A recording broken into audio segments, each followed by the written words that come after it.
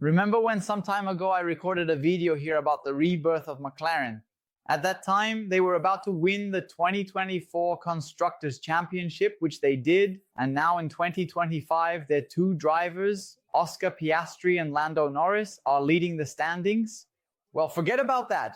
That's not what we're going to talk about. But now it's time for us to tell the story of another rebirth, of a giant in Formula One history, which, like McLaren, was close to disappearing, but might now be very close to the top again. Do you already know who I'm talking about? It's the rebirth of Williams that we're going to talk about today on Splash and Go. Let's go!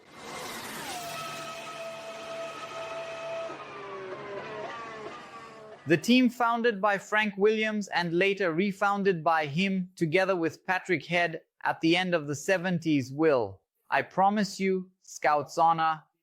That's how you say it, right? Scout's honor. Its story will be told in our segment Teams We Love. But just like with Ferrari, we'll need to make a mega episode. I don't know if it will be 4 episodes long, but the Sauber one, which started in 1970 and went until 2025, lasted 52 minutes. Well, today we're going to talk about part of Williams' history, but not so in depth, digging into little stories and so on.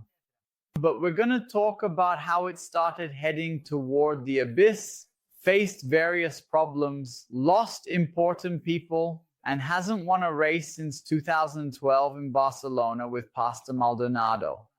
That's right. Yeah, in 1997, Williams was on top of the world, winning yet another Drivers' and Constructors' Championship. Jacques Villeneuve at the wheel, and the FW19 was an unbeatable machine, or almost. The duo at the time, besides Gilles' son, included Heinz-Harald Frentzen. But because of Frentzen, in fact, Williams had lost in the middle of 1996 someone who would be sorely missed. Adrian Newey, the mastermind behind winning cars throughout that decade, who, powered by Renault A410 engines and with technical support from Patrick Head, a guy famous not for inventing things, but for copying better than the competition, had won pretty much everything there was to win in those years. They won the Drivers' and Constructors' Championships in 92 and 93, the Constructors in 94, and again in 96 and 97, both Drivers and Constructors. But when the 97 championship ended, so did an era, because for 98, they would no longer have Newey, nor the factory support from Renault, which was once again leaving Formula One. And the reason for Newey's departure had to do with Frentzen, but that was just the last straw. Adrian Newey had come from March. I've already talked about his dismissal in this video here, link in the description, to take charge of the team's aerodynamics after they were left without a leader, when Frank Durney followed Nelson Piquet to Lotus. Newey came in as a talented aerodynamicist who needed to prove he was capable of more than just building a winning car, because many people said that while he was talented, it could have just been luck. After all, the 1988 Leighton House car had been good, but the 89 one wasn't. And in 1990, no one knew if things had improved because he left, or if he had left something amazing behind. Anyway, watch the other video and you'll understand the story. But then he builds a very good car, the FD14, which broke down a lot but had its strong points. Senna ends up winning that championship and McLaren takes the Constructors' title. But then, in 92, with the electronics from Patrick Head and Paddy Lowe, remember these names, things go really well. And the active suspension allows Newey to create a refined aerodynamics that worked at all times. I even talked about active suspension in this other video here. Result, Mansell is champion in 92 and Williams takes the Constructors' title. In 93, it would be the same story, with the FW15 possibly being the most advanced car in Formula One history, also sweeping the competition, but still having to contend with Ayrton Senna, who won 5 races. But even so, Prost became champion for the 4th time and Williams took the Constructors' title. 94, as we know, was the year that practically never ended, but Williams also took the Constructors' title. When Benetton with Schumacher, Ross Brawn, Roy Byrne, and now with the V10 engines faced Williams in 95, they took everything. That was the only Constructors' title for Flavio Briatore's team with the Italian brand. whose story I will also tell in Teams We Love. That script is actually already finished. There were 3 reasons that made Newey lose his patience. The first of these was the way they treated Nigel Mansell, who wanted to stay with the team but realized that the atmosphere was favorable to bringing in Alain Prost for '93. And so, having won the '92 championship, he thinks, it's not fair that I have to put up with the Frenchman and still get paid less than him. He then raises his salary demands sky high. Frank Williams, famous for being a tightwad, turns off the tap and he announces, I'm going to Indy. I'm going to race there at Newman Haas. At that point, Newey was negotiating his new contract. He had already shown he was a great talent, and the team, not wanting to lose him, promised him what he had asked for: partner status in the future and the ability to have a say in decisions about drivers.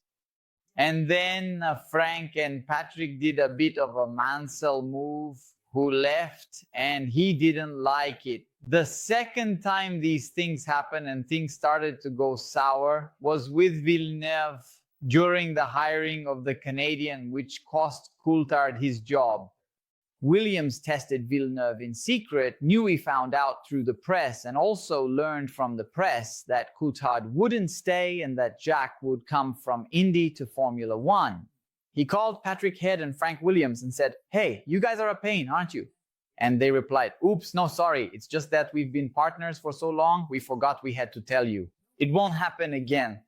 And then strike 3 happened because they did exactly the same thing and hired Heinz-Harald Frentzen, who was announced in the middle of the 1996 season to debut in 1997, before Hill won that year's title in 1996, which was a clear vote of no confidence, because then it would be Villeneuve and Frentzen without Hill. For him, Newey, it was too much, and he warned, I'm out of here. He signed with Ron Dennis and was going to McLaren.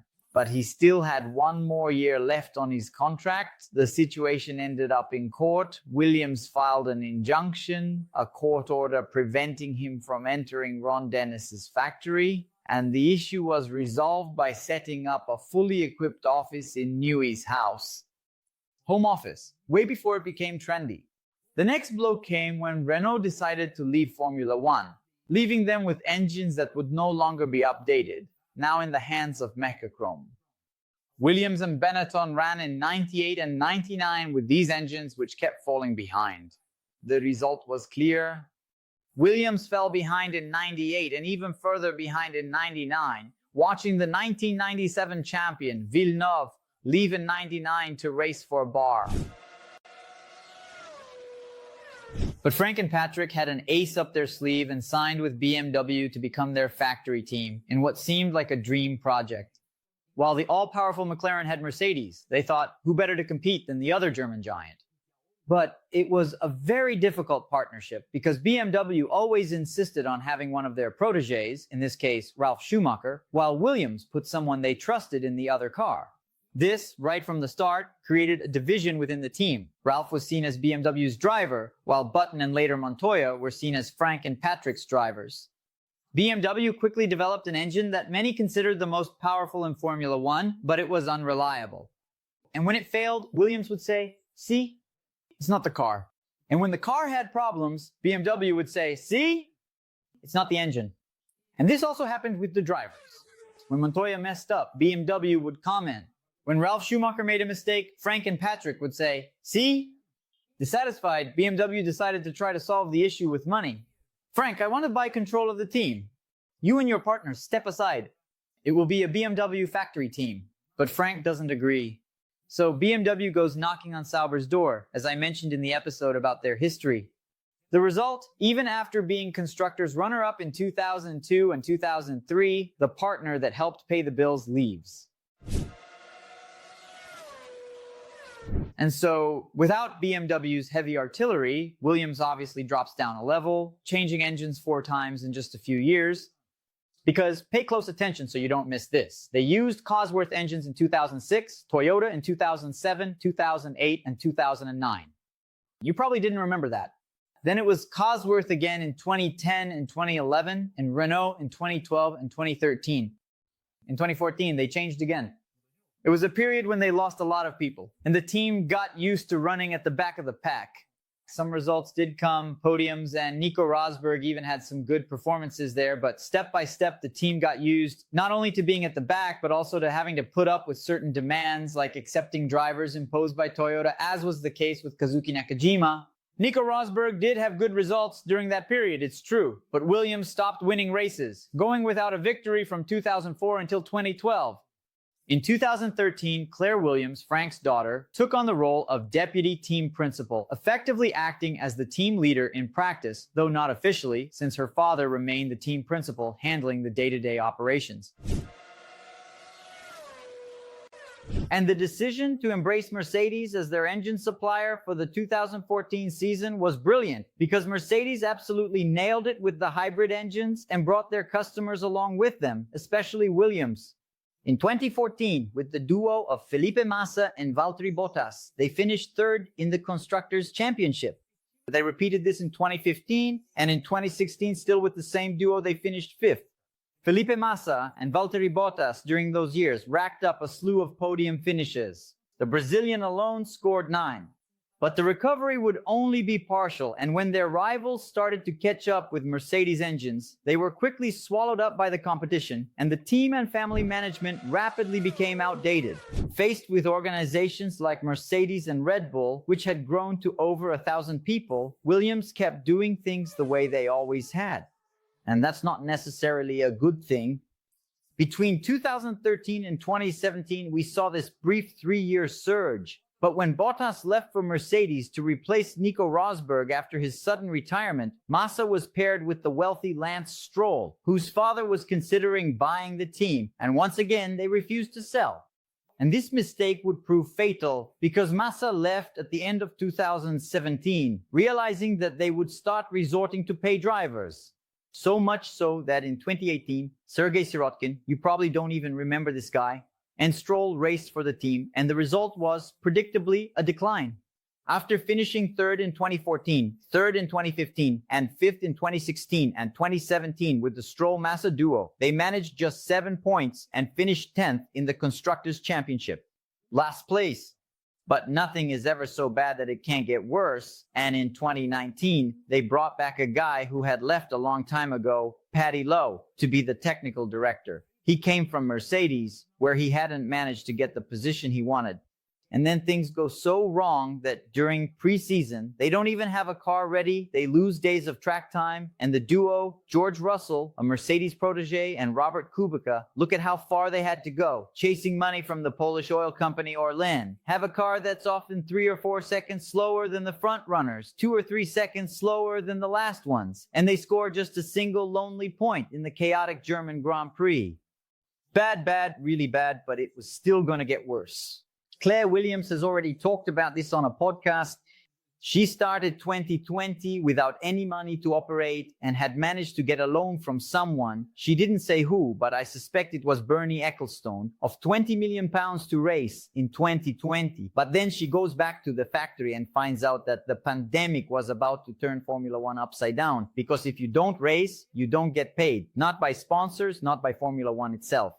So what do you do then? Exactly, it was a huge dilemma for Williams and for all companies around the world at that time. The Formula One season only started in June, and in the meantime, she had to hit the market and find a buyer for the team because it was no longer possible to keep going.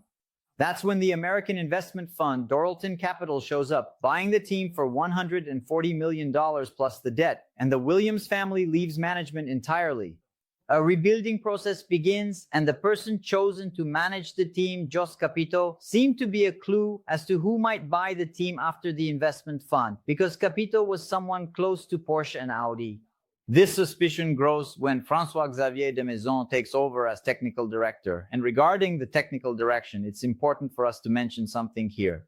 Since Patrick Head in 2011, Williams had been without someone fully in charge with 100% autonomy in the technical department, and Patrick Head had been Frank's partner from the very beginning. So it became clear that they didn't trust anyone with the technical side except Patrick, who was already out of the picture. This was clearly a symptom of stubbornness in management. And the arrival of de Maison, another person connected to Volkswagen, seemed to be a sign of where things were heading. But the real turning point, which brings us to the present, would come in January 2023 when James Vowles left his position as deputy team principal, a sort of vice president at Mercedes, seemingly taking a step back, leaving a top team as a deputy to become the boss of one that was at the very back of the grid. It seemed like a risky bet for both Williams and Vowles, but in the end, bets have to be made. Bringing with him the perspective of a giant team like Mercedes, he secured a blank check from the investment fund to do whatever was necessary and made it clear from the start, after 20 years of underinvestment, it would take time to bring the team to the front. Starting with the way things are done at the factory, 2023 was still a tough year, and at the beginning of last year, Vowles commented, "The processes at the factory are still outdated, parts are still tracked using spreadsheets, and building a Formula One car, assembling it in the final stages just before it hits the track at the start of the year with such outdated processes, considering the machine has between 17 and 22,000 parts, it was absolute chaos at the factory, because they didn't know if everything had actually been manufactured. After all, how are you supposed to keep track of that for 22,000 parts? Today's cars are much more complex than they were 40 years ago."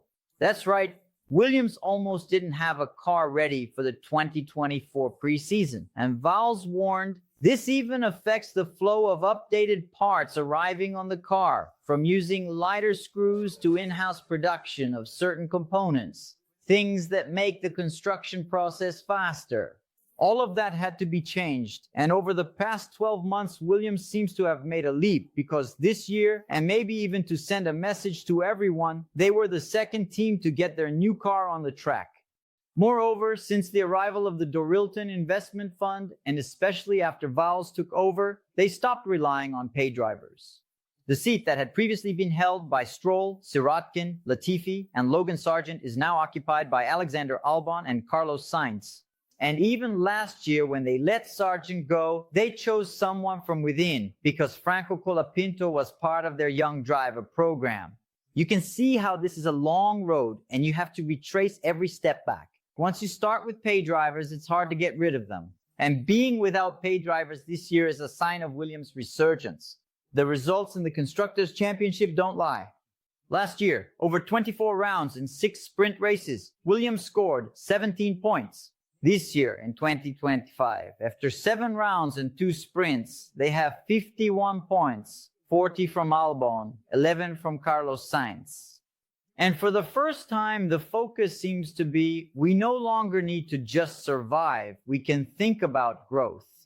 So much so that James Vowles said in a recent interview on a podcast, "I heard it myself. We already need to shift our development focus to 2026, when there will be a major regulation change, as we know, and not fall into the temptation of thinking about short-term gains, even though this year we can still think about fighting for a podium or something if we keep updating the car." It's a clear sign of a change in phase.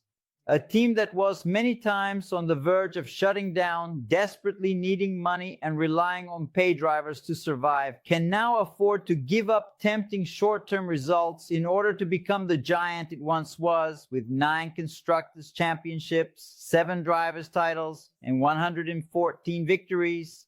The most recent of those victories was way back in 2012 with Pastor Maldonado, who was also a pay driver 13 years ago.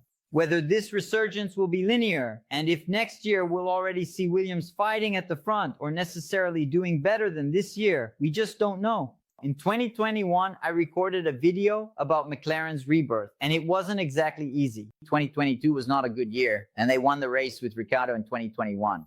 But the seeds of this resurgence already seem to have been sown, the foundations are very solid, and this year Williams is on track to comfortably finish 5th in the Constructors' Championship, something that hasn't happened since 2017, which is a far cry from last year's 9th place when they only beat Sauber. James Vowles, as I always mention to you here, is establishing his name as a great team principal, a boss with a future at Williams, or maybe even succeeding Toto Wolff back at Mercedes. Who knows?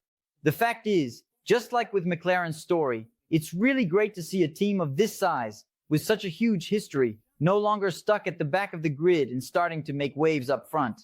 We've often seen Williams cars battling with Mercedes and Ferrari, and both Alexander Albon and Carlos Sainz might finally be rewarded for believing in a long-term project. And we know that long-term projects in Formula One sometimes never come to fruition. Just look at Aston Martin, Alpine, and hopefully not Sauber. But anyway, amid so many declines, it's good to see someone occasionally going in the opposite direction. So that was another episode of Splash and Go on YouTube. I hope you enjoyed it. Leave a like, it's free, costs nothing, and really helps the channel. Want to give me a hug? Want to give us a hug? While I wear out my voice recording a video this long, and you watched all the way to the end, leave a like, hype it up, leave a comment, any comment.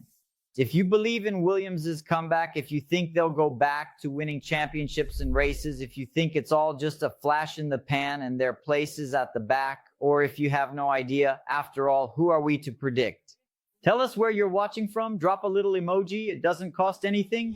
So you don't miss anything we do here. We have notification channels on Telegram, WhatsApp, and Instagram, as well as our social media. Here are our handles, and the link is down below in the description. Instagram, Twitter, Threads, and TikTok, where there's content all day long. All right then, that's it. Thanks, and a big hug.